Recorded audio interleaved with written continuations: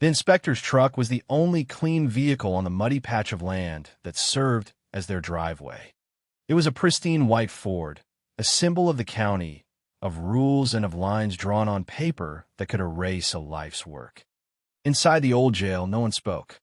Frank stood by the main door, his knuckles white where he gripped the handle he himself had forged from scrap.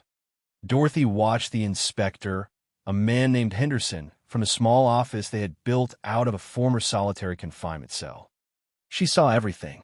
She saw the way his eyes, accustomed to rot and ruin, widened almost imperceptibly as he took in the great room, once a chaotic bullpen, now a clean, warm, communal living space with a polished concrete floor. She saw him touch the smooth, sanded wood of a partition wall, a wall Frank had built with donated lumber and 60 years of knowledge in his hands. She saw the other residents, their found family of the lost and the left behind, holding their breath in the kitchen, pretending to be busy but failing completely. This was the culmination of it all, the betrayal that had left them with nothing but a car and a box of photographs. The desperation that led them to buy a condemned county jail for less than the price of a used sedan. The backbreaking work, the cold nights, the condescending warnings, and the single, anonymous complaint from the son who had put them here. They had taken the ugliest, most forgotten place in the county and poured their broken hearts into it, transforming cells into bedrooms, a warden's office into a library, and a monument to misery into a sanctuary of hope. And now, this one man, with his clipboard and his checklist, held the power to declare it all worthless. He could tear it all down with the stroke of a pen. Dorothy watched him walk the perimeter, her own heart a slow, heavy drum in her chest, a rhythm she had learned to live with over the past year. He was not just inspecting a building. He was judging their very existence. But to understand how they arrived at this precipice, holding their breath in a renovated jailhouse, waiting for a verdict that would define the rest of their lives, I need to take you back. Back to the beginning. Back to a comfortable house on a quiet street, and the conversation that started the unraveling of everything. The house had been their universe for 47 years. Frank built much of it himself. Not the foundation or the framing, but the rest. The kitchen cabinets, their joints so perfect they looked poured from a single piece of oak. The bookshelves in the living room, sagging just enough under the weight of a lifetime of reading. The back deck where they drank iced tea in the summer and watched the grandchildren, back when they still visited, chase fireflies in the fading light. Every floorboard that creaked, every window that stuck in the humidity, with a note in a song only they knew the words to. Dorothy had been the bookkeeper. Not professionally, not for years, but she had managed the books for a small construction firm when they were first married. She transferred that skill to their life. Every penny was accounted for. Every bill was paid on time. She ran their small world with the quiet efficiency of a seasoned general. Her ledger booked the map of their shared journey. They had 2 children. Mark, the elder, was a success. Or, he wore the costume of success. He had a sharp suit, a sharp car, and a smile that never quite reached his eyes. He worked in finance, a vague and impressive-sounding field that seemed to involve making money from other people's money. Their daughter, Sarah, was a teacher in a different state, quieter, more distant, absorbed in her own family and her own struggles. They were good people who had lived a good, simple life. They had saved, they had sacrificed, and they had arrived in their 70s with a paid-off house, a modest pension, and the belief that they had done everything right. That belief was the first thing to crumble. It started at their own dining room table, the one Frank had refinished 3 times over the decades.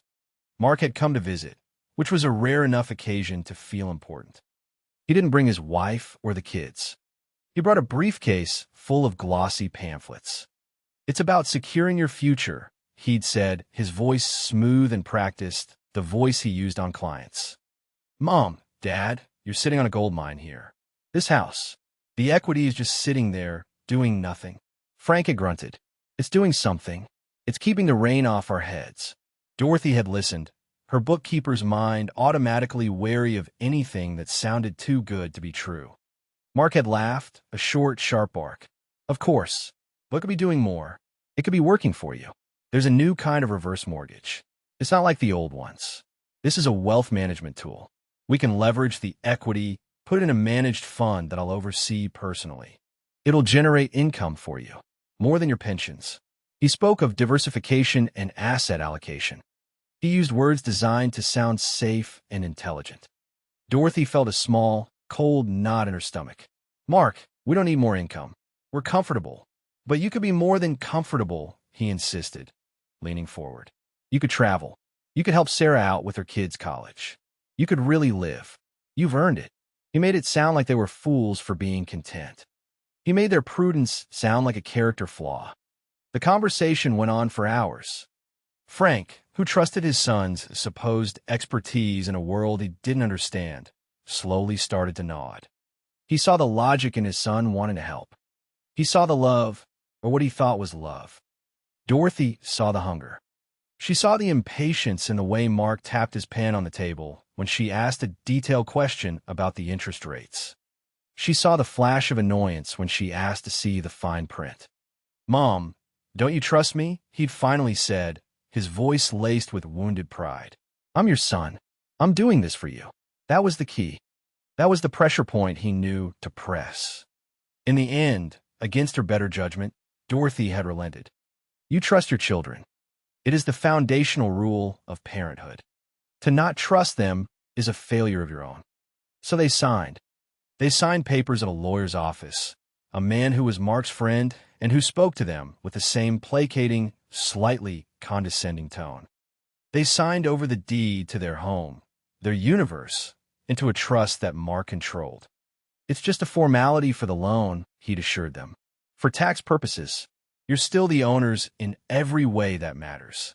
For the first 3 months, it was exactly as he'd promised. An extra $2,000 appeared in their bank account each month. Frank started looking at brochures for a cruise to Alaska. Dorothy entered the deposits in her ledger, but she put a small, penciled asterisk next to each one, a mark of her unease. Then, the 4th month, the money didn't arrive. Dorothy called Mark. He was busy. He said there was a market fluctuation, a minor delay. It's all part of the process, Mom. Don't worry. She didn't believe him.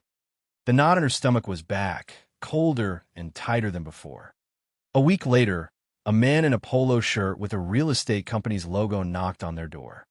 He wanted to know when he could place the for sale sign on the lawn. Frank had been confused. There's a mistake. This house isn't for sale. The man had smiled a thin, pitying smile. My office has the listing agreement. Signed by the trustee, Mr. Mark Peterson. The world tilted on its axis. The floorboards Frank had laid seemed to fall away beneath their feet. They called Mark. He didn't answer. They called again, and again. He never called back. He had liquidated the asset. That's what the lawyer, the one who was Mark's friend, told him on the phone 2 days later. His voice was cold, professional, scrubbed clean of any humanity. The market had presented an opportunity. The trust documents they had signed gave the trustee, Mark, the authority to act in the best interest of the trust value. And the best interest, in his financial judgment, was to sell the property. Where's the money? Dorothy had asked, her own voice a stranger's, thin and brittle. It's been reinvested, the lawyer said, into a high-yield offshore fund. It's a long-term strategy. It was a lie. She knew it with the certainty of a mathematical proof. There was no fund. There was no strategy. There was only theft, dressed up in a suit and tie. The house sold in 2 weeks. The new owners were a young couple, eager and oblivious. They did a walkthrough while Frank and Dorothy were still packing 47 years of their life into cardboard boxes. The young woman had admired the kitchen cabinets. They're gorgeous. So solid. Frank had simply turned and walked out of the room, unable to speak. The day they had to leave was gray and drizzling, the sky weeping the tears they couldn't. Frank drove their old, reliable sedan. Dorothy sat in the passenger seat, staring out the window as they pulled away from the curb. She watched the house, their house, shrink in the rearview mirror until it was just another shape on a street of shapes. Then it was gone. They had a little over $16,000 in their savings account, the sum of their liquid worth outside of the pensions. The pensions themselves were just enough to live on if you had a home. They did not have a home. They checked into a motel off the highway, a place with a flickering neon sign and a name like the Starlight Inn that promised a magic it could never deliver. The room smelled of stale smoke and despair. The air conditioner rattled like a dying man. Frank sat on the edge of the stiff, polyester bedspread and stared at the wall. He didn't speak for 2 days. Dorothy tried to be practical. She was the bookkeeper. She made lists. She called Sarah their daughter. Sarah cried on the phone. She was horrified, angry at Mark. But she was also helpless. "Oh, Mom, I wish I could help," she'd sobbed. "But we're so tight right now. Tim's hours got cut. We just don't have the room. Or the money." Dorothy heard the fear in her daughter's voice. The fear of being burdened.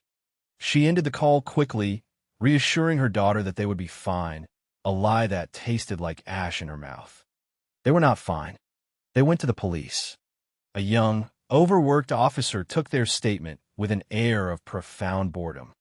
He looked at a copy of the trust document Dorothy had insisted on keeping. He pointed to the signature line. "You signed it," he said, not unkindly. "It looks like a civil matter, not a criminal one. You need to hire a lawyer."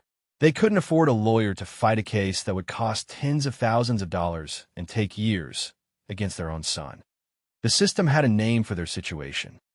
It was called a family dispute. It was a neat, tidy box to put them in, a box that allowed everyone else to wash their hands of it. Days turned into a week. A week turned into 2. The motel room became their world. The $16,000 was shrinking. $75 a night. Food from a nearby diner. Gas for the car. Dorothy kept the ledger, the numbers a daily testament to their decline. This was her low point. The invisibility was the worst part. They had been pillars of their small community. They had been Frank and Dorothy Peterson, who lived in the nice house on Elm Street. Now, they were just an old man and an old woman in room 112 of the Starlight Inn. They were ghosts, haunting the fringes of the life they had built. One afternoon, Frank finally spoke. He was looking out the grimy window at the highway, at the cars speeding past to somewhere else. "I failed you, Dottie," he said, his voice thick. "No," she said, moving to sit beside him on the edge of the bed. She took his hand. It felt like a bundle of cold, dry sticks. "We were tricked. By our own son. I should have known," he whispered. "In my gut, I felt it, but I wanted to believe him." "So did I," she lied. It was a kind lie. A necessary one. Hope, Dorothy knew, was a practical thing. It wasn't a feeling. It was a decision. It was the act of looking for another option, even when all options seemed to be gone. So she started looking. Every morning, after Frank fell into a fitful sleep, she would take the local paper from the motel lobby. She bypassed the news, the stories of a world that no longer felt like hers.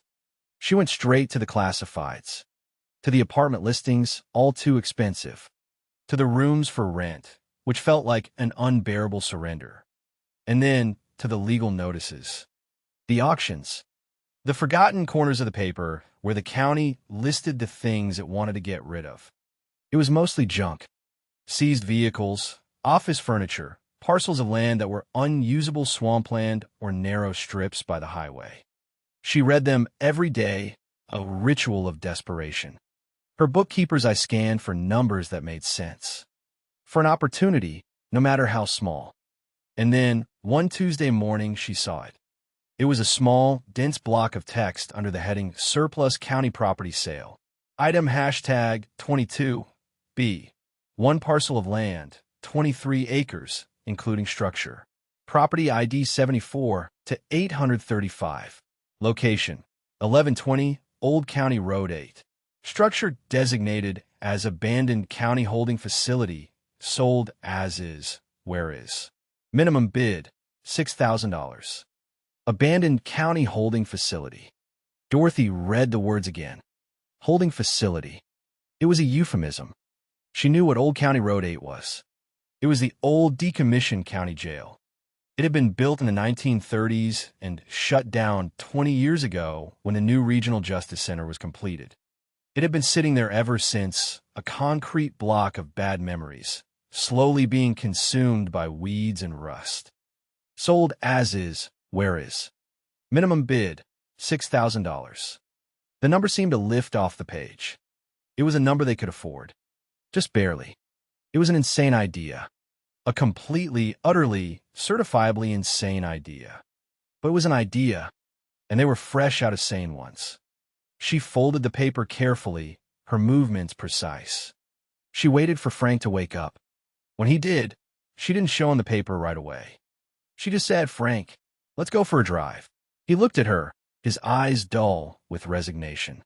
He was expecting a drive to another, cheaper motel in another town. "Where to?"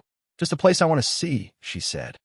She directed him out of the town, past the familiar landmarks that now felt like part of a foreign country.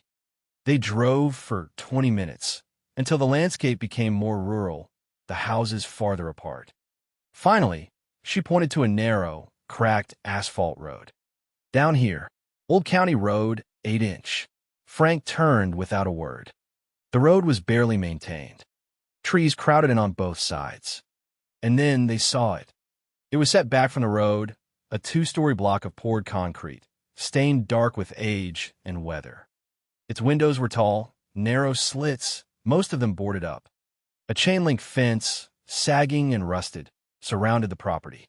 A large, faded sign near the gate read, "Crestwood County Correctional Facility. No trespassing." Frank pulled the car over. He stared at the building. He didn't need to ask. He just looked at Dorothy, his expression a mixture of confusion and dawning horror. "Dottie, what is this?"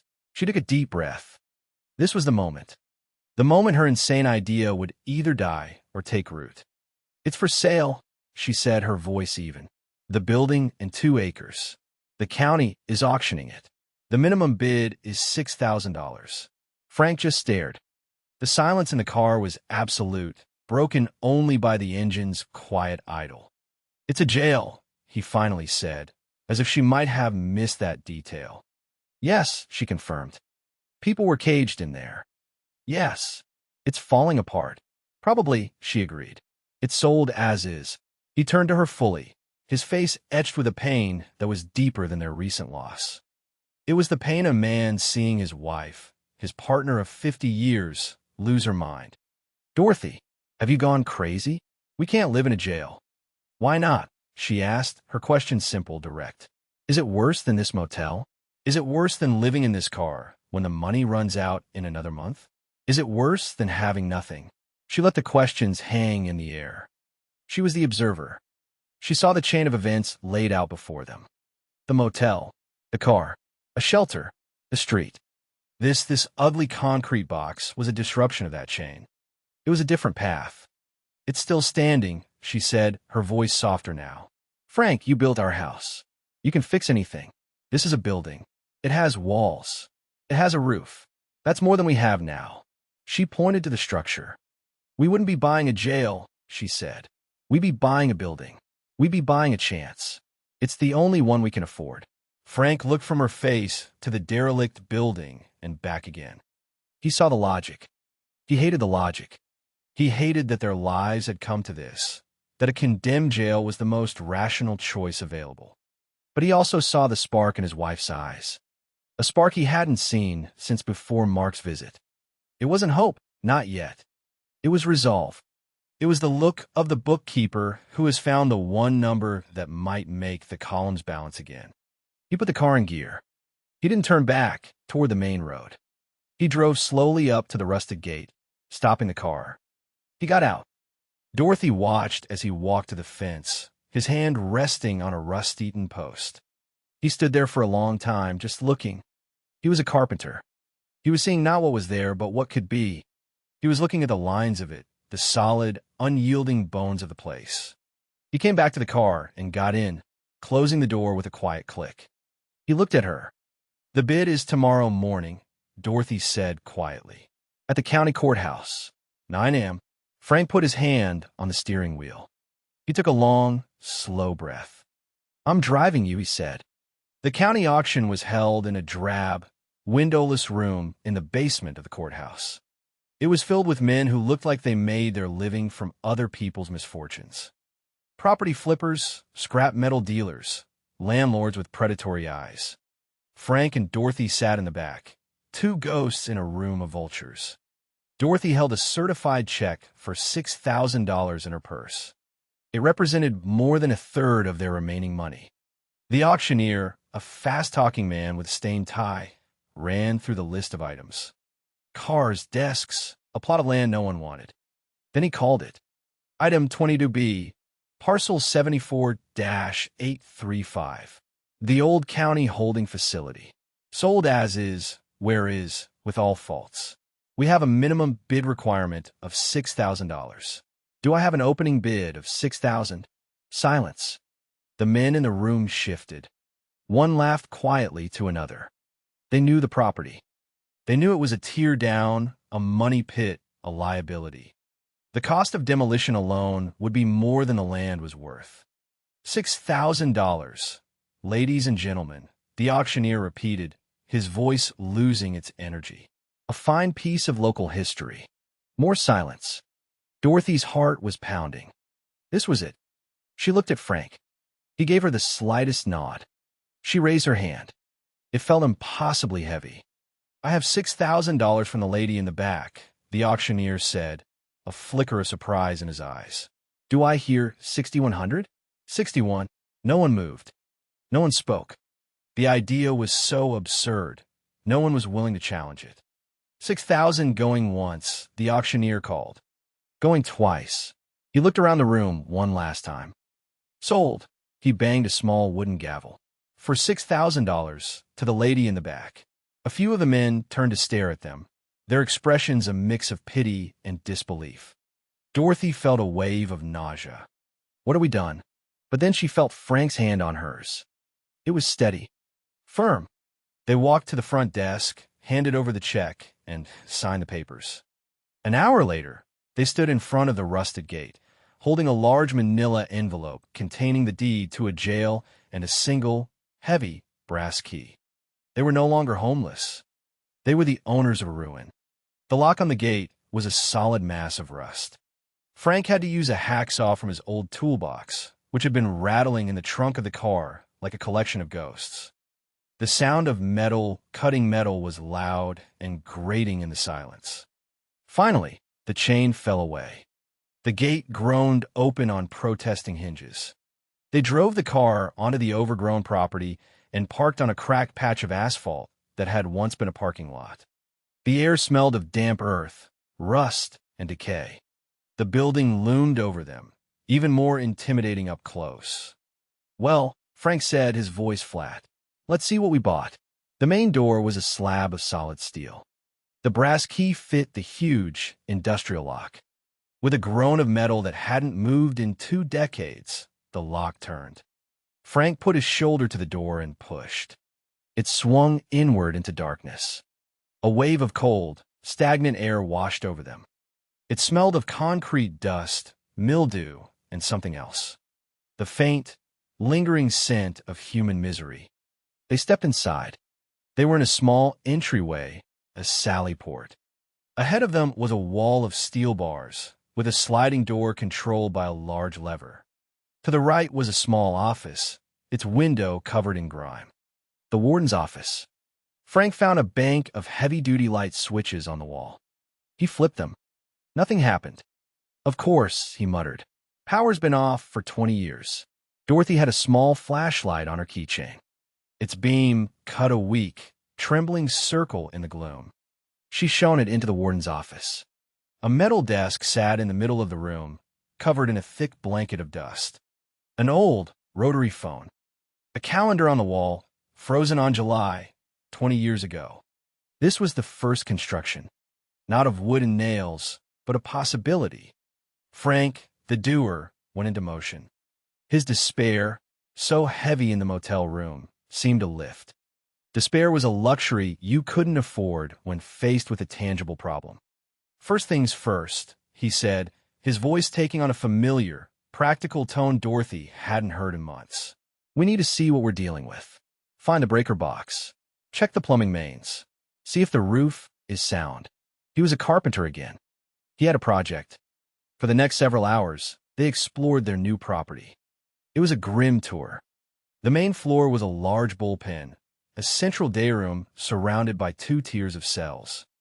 The cell doors were solid steel, with a small slot for a food tray and a Judas hole for observation.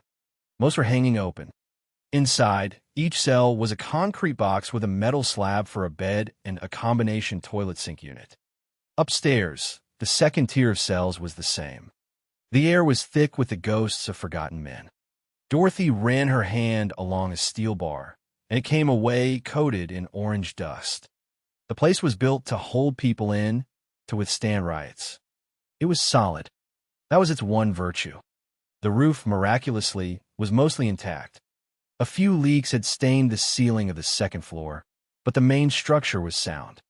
Frank found the main breaker box in a utility closet. It was an ancient, industrial panel of knife switches. He found the water main in the basement, a vast and spiderweb space. "It's a fortress," he said, his voice echoing in the concrete emptiness. They didn't cut corners when they built this thing. They decided to focus on one small area, the warden's office and an adjacent storage room. It was on the outside of the main cell block, with a real window, albeit a boarded-up one. It could be isolated. It could be made livable. That first day, Frank pried the plywood off the office window. Sunlight, thick with disturbed dust motes, streamed into the room for the first time in 2 decades. It was a small victory, but it felt monumental. They swept out the dust and grime. They threw out the old, ruined furniture. By nightfall, they had a clean, empty room. They brought in 2 folding chairs from the car and sat, exhausted, as the sun went down. They ate sandwiches and drank water from a jug. They didn't go back to the motel. They slept in the car, parked inside the fence. It was the first night in months that Dorothy felt something other than fear. It was a feeling of ownership. This ruin was theirs. The next day, the real work began. Frank's first priority was power. He spent the morning tracing the lines from the pole on the road to the building's main conduit. The line had been physically disconnected. Dorothy spent the morning on the phone. She called the power company. The conversation was a bureaucratic nightmare. The property was listed as condemned. It was not zoned for residential use. They could not simply turn on the power. There would need to be inspections, permits, fees. It was the system, and the system was designed to say no. Dorothy, the bookkeeper, took meticulous notes. She got names. She got apartment numbers. She began a new ledger, not of money, but of obstacles. While she fought the battle of bureaucracy, Frank fought the physical one. He couldn't get power from the grid, so he found another way. In their savings, they had just enough to buy a small, used generator from a pawn shop. It was loud and coughed smoke, but it worked. Frank ran a heavy-duty extension cord from the generator into the warden's office. He screwed a light socket into a ceiling beam and put in a single, bare bulb. He pulled the starter cord on the generator. It sputtered to life, and the bulb in the office flickered, then glowed with a steady, yellow light. Frank and Dorothy stood in the doorway and stared at it. A single point of light in the vast, consuming darkness. Frank laughed. It was the first time Dorothy had heard him laugh in months. It was a dry, rusty sound, but it was a laugh. "Let there be light," he said, a grim smile on his face. The light made the work possible. The light made the nights bearable.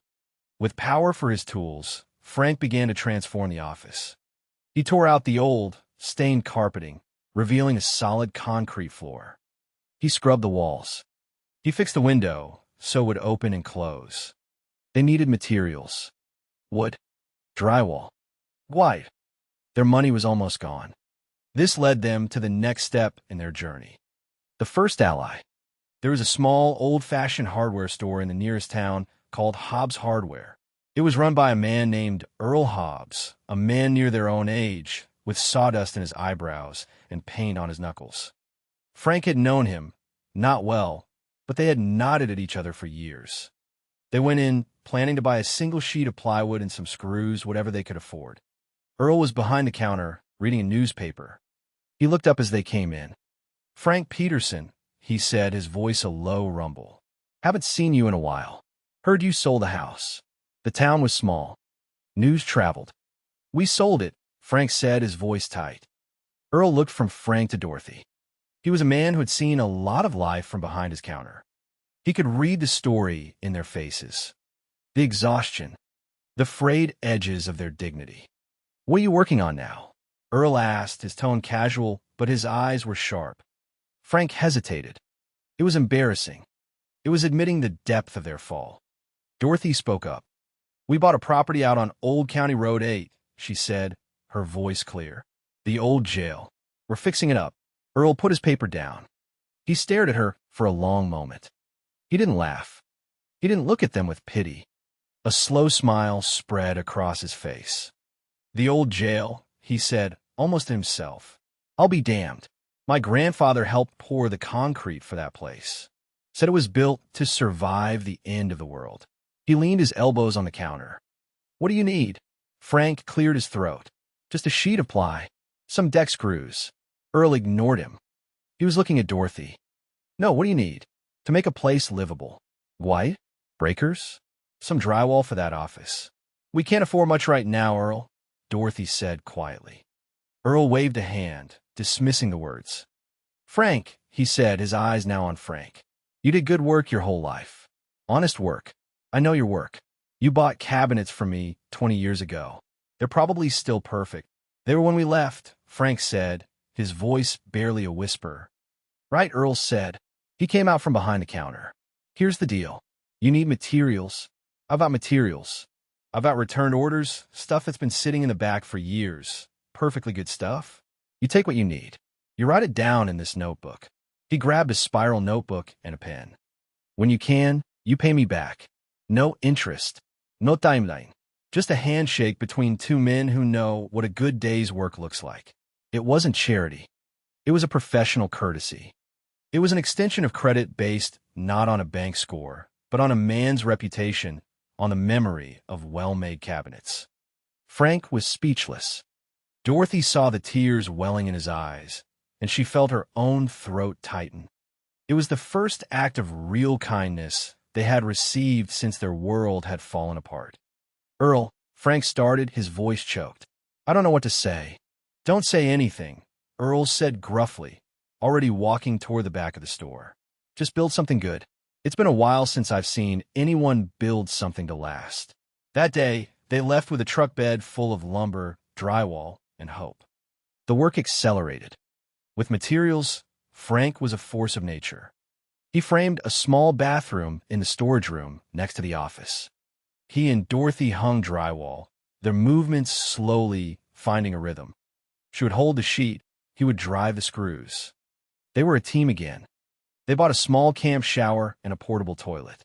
Frank, using his knowledge of plumbing, managed to tap into the jail's old water main.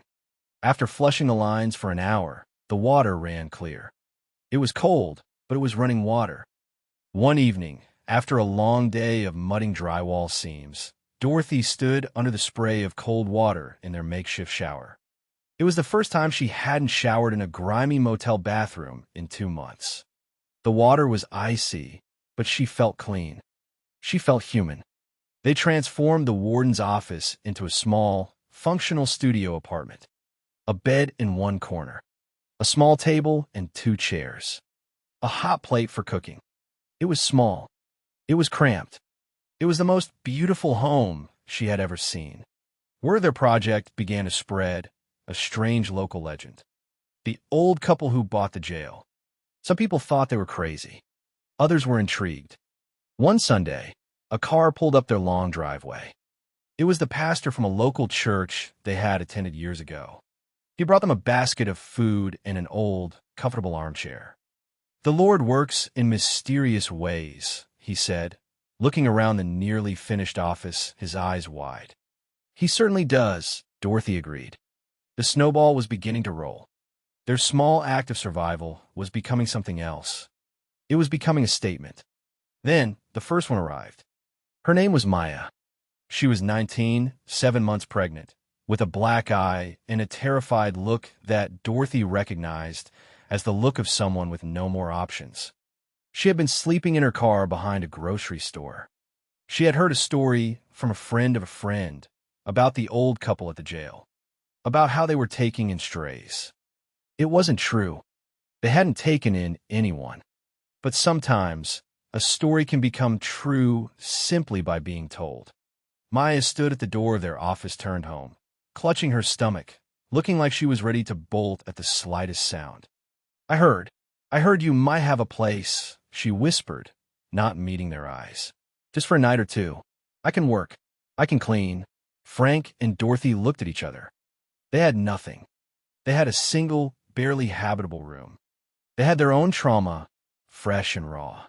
They were in no position to help anyone. Dorothy looked at the girl. She saw the desperation. She saw herself just a few months ago, sitting in that motel room, feeling the walls close in. Come in, Dorothy said, opening the door wider. It's cold out there. That night, Maya slept on a cot they bought from a surplus store. Frank and Dorothy slept on their mattress on the floor. The small room was crowded, but it was warm. Maya's story came out in pieces. A boyfriend who got mean when he drank. A family that had washed their hands of her. A world that had no place for a pregnant, broke, scared young woman. She was another person discarded by the system. The next day, she didn't leave. She helped Dorothy clean. She followed Frank around, handing him tools. She wanted to be useful. She needed a purpose. Frank, gruff and uncomfortable at first, started showing her things. How to measure a board. How to use a level. How to safely operate a power saw. A new idea began to form in Dorothy's mind. There were dozens of cells in the main building. Empty, concrete boxes. They were cold. They were grim. But they were rooms. They were shelter. With Frank's generator and Earl's materials, they started on the first cell. Frank figured out how to remove the heavy steel doors. It was a symbolic act, dismantling the cage. He framed a new wall with a proper doorway. Maya, clumsy at first but eager, learned to hang drywall. Dorothy, the planner, figured out how to run electrical wiring from the generator to the cell. They painted the concrete walls a bright, warm yellow. They put down a cheap remnant of carpet. They furnished it with a bed and a dresser donated by the pastor's church. It took them 2 weeks. When it was done, it was no longer a cell. It was a small, simple, but clean and safe bedroom. They gave it to Maya. The look on her face when she saw it, the way she touched the yellow walls with a kind of reverence, was a payment far greater than any money. This was the new ecosystem. It was a system built not on profit or efficiency, but on need and mutual support. They were no longer just surviving. They were building. 2 weeks later, another person arrived. A young man named Leo, barely 20. His family had kicked him out when he told them he was gay. He had been couch surfing until he ran out of couches. He heard the story. He came seeking shelter. He was wary, expecting judgment. Dorothy just handed him a paintbrush. Leo knew his way around a computer. He helped Dorothy navigate the labyrinth of the county's website. He found grant applications for community housing. He started a blog, documenting their progress with photos, telling their story in a way that was quiet and respectful. The project gathered more momentum. Donations started arriving. Not big ones. A bag of groceries left at the gate. An old but functional refrigerator from a family that was upgrading. A retired electrician named Sal showed up one day, having read Leo's blog. He spent a week helping Frank properly wire the main breaker box, bringing it up to code, working for nothing but coffee and a thank you. They were a crew now. Frank was the foreman. Dorothy was the planner and quartermaster. Maya was becoming a skilled apprentice. Leo was the communications officer. They worked on a second cell, then a third. Each one became a bedroom. The large, central bullpen was cleaned and painted. It became their communal living room and kitchen. A long table was built from salvaged lumber.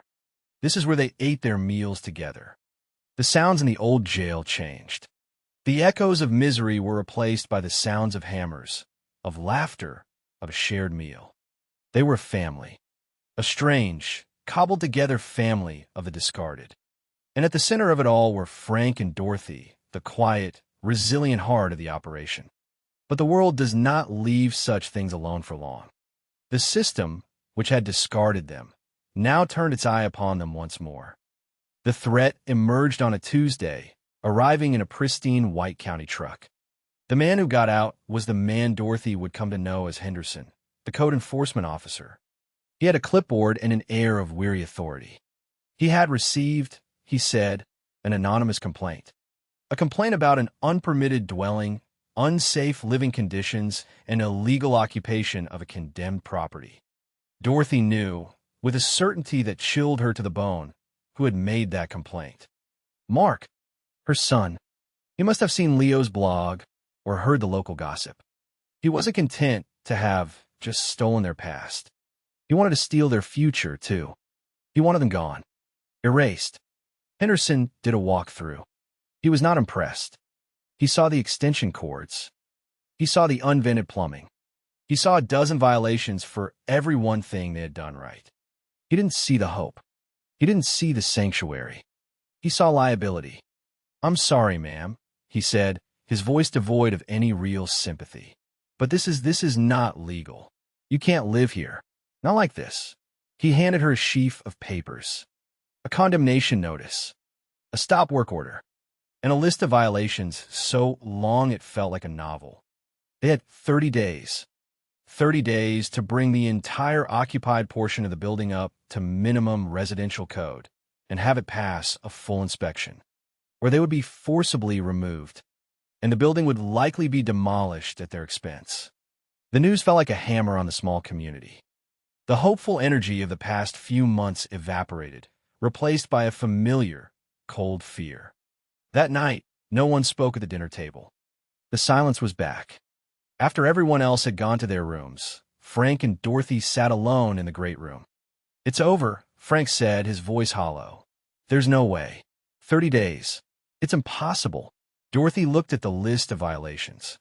Her bookkeeper's mind sorted them, categorized them, broke the insurmountable problem down into 100 smaller, merely difficult ones. Plumbing vents, dedicated circuits, fire egress, smoke detectors. "It's not impossible," she said. "It's just a lot of work. We don't have the money, Dottie. We don't have the manpower. We have Earl," she said. "We have Sal. We have us." She looked toward the hallway where Maya and Leo and the 2 other residents they had taken in were sleeping. "We have them." She took his hand. "He's not going to win," she said, her voice a low, fierce whisper. "Our son. He's not going to make us homeless again. I will not let him." The next morning, Dorothy called a meeting. She laid the violation notice on the table. She explained the situation simply and directly. She told them that anyone who wanted to leave, she would understand. No one moved. It was Maya who spoke first. "This is my home," she said, her hand on her swollen belly. "This is our baby's first home. I'm not leaving." Then Leo. "He might have kicked me out," he said, referring to his father. "But I'm not letting her son kick me out, too. I am staying." The community rallied. This was their home now, and they would fight for it. Leo put out a call to action on the blog. He listed the violations. He listed the materials they needed. He didn't ask for money. He asked for help. And help came. Sal, the retired electrician, came back, and he brought 2 of his old union buddies with him. They spent a week rewiring everything, pulling new lines, installing proper breaker panels, all to code. A local plumber, having read the blog, showed up on a Saturday with his crew. They installed proper vending for the bathrooms, donated a new water heater, and made sure everything was double-sealed and perfect. Earl Hobbs opened his store to them. "Take what you need," he said. "The whole town's talking about this. You make us look good." Volunteers appeared. High school kids needing service hours. Church groups with paint rollers and pots of coffee. Other retired tradesmen who saw in Frank a kindred spirit. The old jail became a hive of activity. It was a barn raising, a community building itself by building a home. Frank was in his element, directing the chaos, his exhaustion replaced by a burning, focused energy. Dorothy was the command center, managing the flow of materials, volunteers, and food, her ledger now a complex battle plan. They worked from dawn until long after dusk, fueled by a shared sense of purpose and a ticking clock. In the midst of this frantic, hopeful chaos, he appeared. Mark. He drove his sharp, expensive car down the now-clear driveway, stopping behind a plumber's van. He got out, dressed in a crisp suit, looking utterly alien in this world of sawdust and sweat. He saw the volunteers, the work, the transformation. And his face, which Dorothy had once loved more than anything, twisted into a mask of cold fury. He strode toward her where she stood near the entrance, directing a delivery of drywall. "What is this?" he hissed, his voice low and venomous. "What are you doing?" "We're saving our home," Dorothy said, her own voice calm, level. "This is a freak show," he spat. "The whole town is talking. You are embarrassing me. You are embarrassing this family." There it was. The truth. It wasn't about their welfare. It had never been about their welfare. It was about his image, his reputation. They were an inconvenience that had refused to be conveniently erased. "We don't have a family anymore, Mark," Dorothy said, and the simple, factual statement was more devastating than any shout. "You dissolved it, remember? You liquidated the asset." His face flushed. "I did that to help you, to secure your money. The market turned. It wasn't my fault." The same old lies. They sounded thin and pathetic here, in the face of real work, real community. "Was it a market turn that made you call code enforcement on us?" she asked. He had the grace to look away for a second. "You were living in a death trap. I was worried about you." "No," Dorothy said. "You were worried someone would find out what you did. You wanted us gone. Out of sight, out of mind." Frank had appeared at her side, silent, his hammer in his hand. He didn't look threatening. He just looked tired and immovable, like the building behind him. Mark looked from his mother's cold, clear eyes to his father's stony silence. The volunteers had stopped working. Everyone was watching. The audience, to his shame. "I can't believe this," he stammered, backing away. "After everything I've done for you." He retreated to the safety of his expensive car, a bubble of personal wealth in a sea of communal effort. He spun gravel as he sped away. No one said a word. Then Frank took a deep breath. "Back to work," he said, his voice rough. "We're burning daylight." The confrontation, instead of breaking them, had galvanized them. They were no longer just fighting an impersonal system. They were fighting him, and they were not going to lose. If you've made it this far in their story, you know that what Frank and Dorothy are building is more than just a home. It's a testament to the idea that people, even when they're thrown away, have immense value. If that idea resonates with you, I'd ask you to hit that subscribe button and join our community here. What would you do in this position? When the system and even your own family turns against you, what do you find the strength to build something new from the ruins? Let me know in the comments below. It's a question they had to answer every single day. The final week was a blur. They worked around the clock. Every item on Henderson's list was addressed. Smoke detectors were installed and wired together. Fire extinguishers were mounted. Every outlet was checked, every pipe sealed. The day before the inspection, they cleaned. The entire community, now numbering 7 residents plus a dozen regular volunteers, scrubbed the place from top to bottom. The concrete floors of the great room shone. The yellow walls of the converted cells were bright and clean. The shared kitchen was spotless. There was nothing left to do but wait. And so we returned to that morning.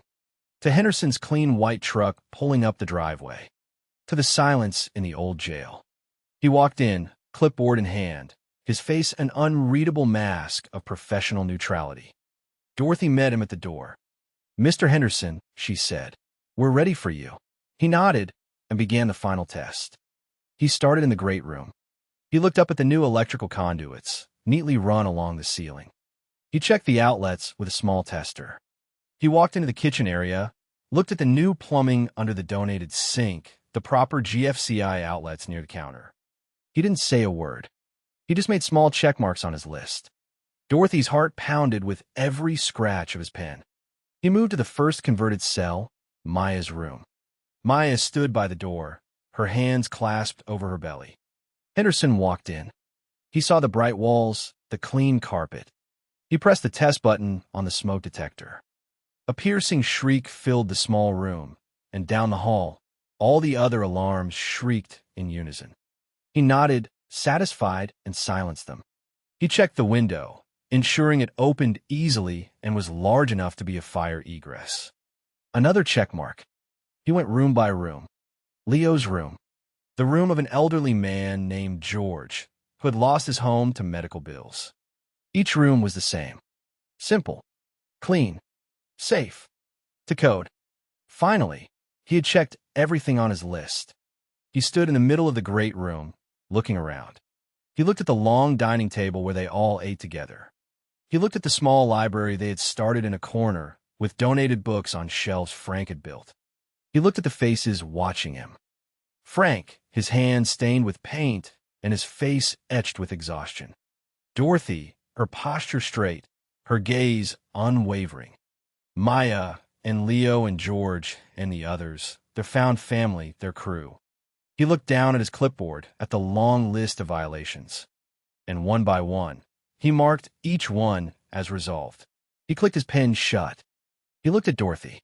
"I've been a code inspector for 25 years, he said, his voice quiet, stripped of its official tone. I have condemned hundreds of buildings.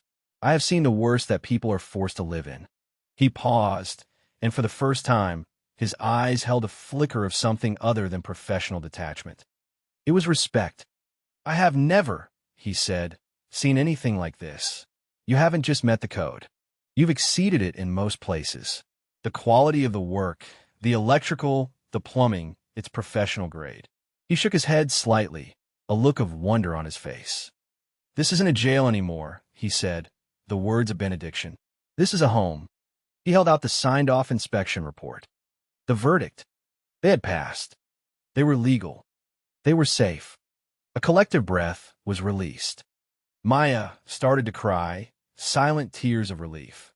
Leo let out a whoop of joy. Frank put his arm around Dorothy, and she leaned against him, feeling the tension of the last 30 days, the last 6 months, finally drain away. "Thank you," she whispered to Henderson. "Don't thank me," he said, a small, wry smile on his face. "You did the work. I just checked the boxes." He turned to leave, then stopped at the door. "By the way," he said, "that anonymous complaint, I'm required to log the outcome. I'll be sure to note that not only were the complaints unfounded, but that this property is now a model for low-income cooperative housing." He gave him a final nod and left. The aftermath was swift. Leo wrote a triumphant post on the blog, complete with a picture of the signed inspection report. A reporter from the local paper, who had been following the blog, came out and wrote a feature story. A human interest piece. Couple betrayed by son turns condemned jail into haven for the homeless. The story was picked up by a regional news network. Suddenly, their quiet project was famous. The consequences for the antagonists were profound. The news story didn't name Mark directly, but in a small town, it didn't have to. A son in the financial industry. Everyone knew. His picture of success shattered. His clients, people who trusted him with their money, began to ask questions.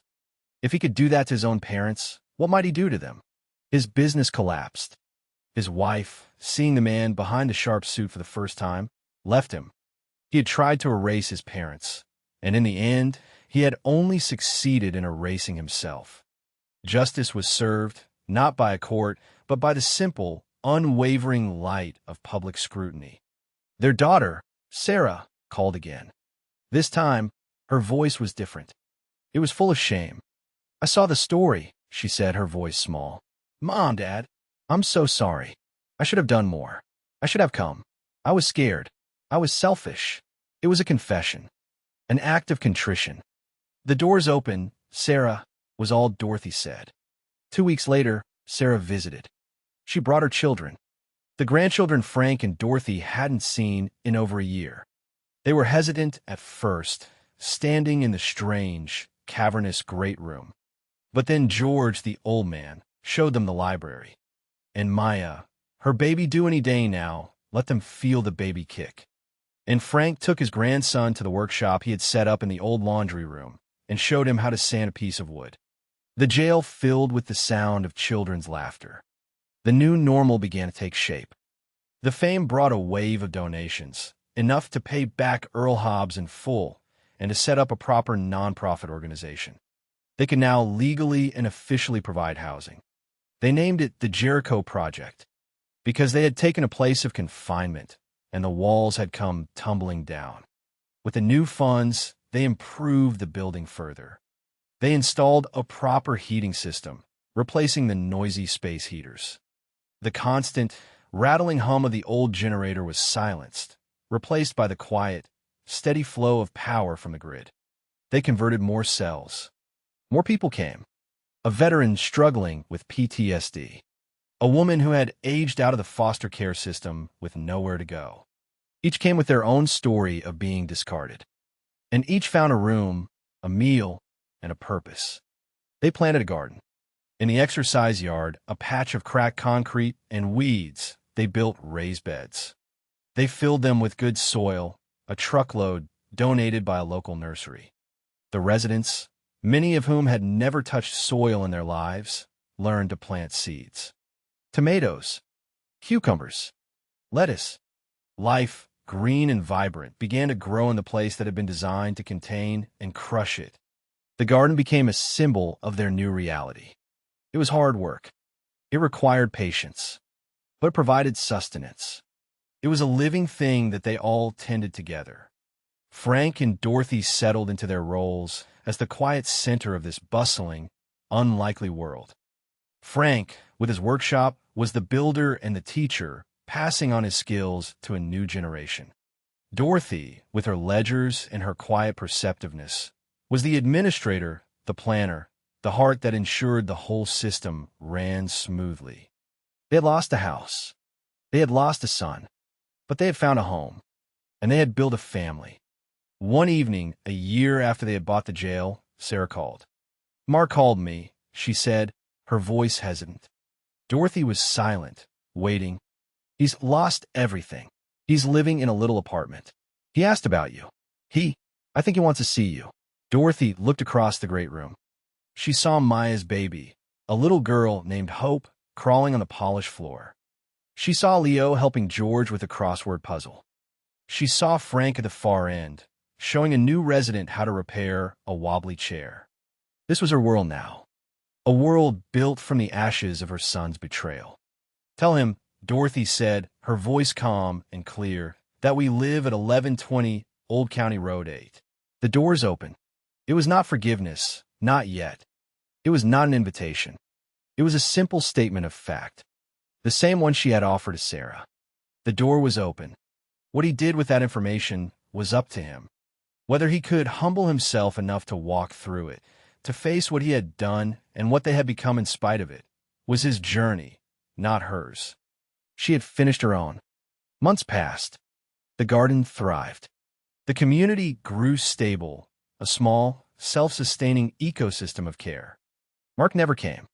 Sarah and her children became regular visitors, slowly, carefully mending the torn fabric of their family.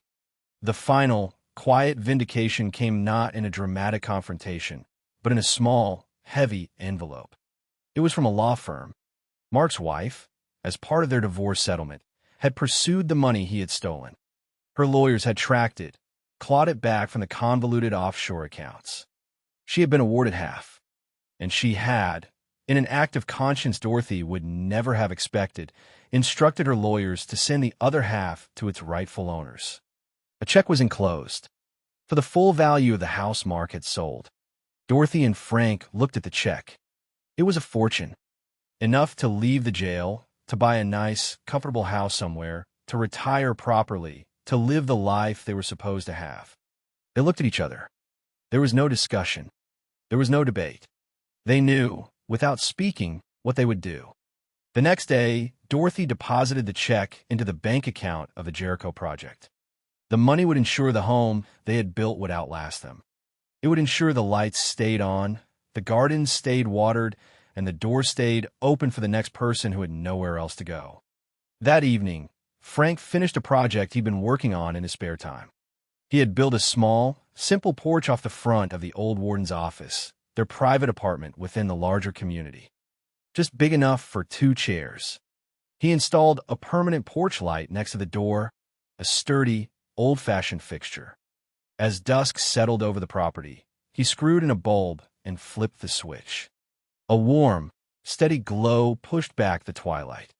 He and Dorothy sat in the 2 chairs, a comfortable silence between them. They looked out over their strange and beautiful kingdom.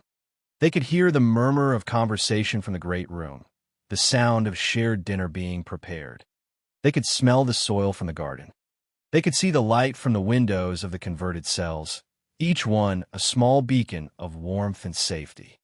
Dorothy reached out and took Frank's hand. His hand was rough, calloused, the hand of a man who had spent his life building things.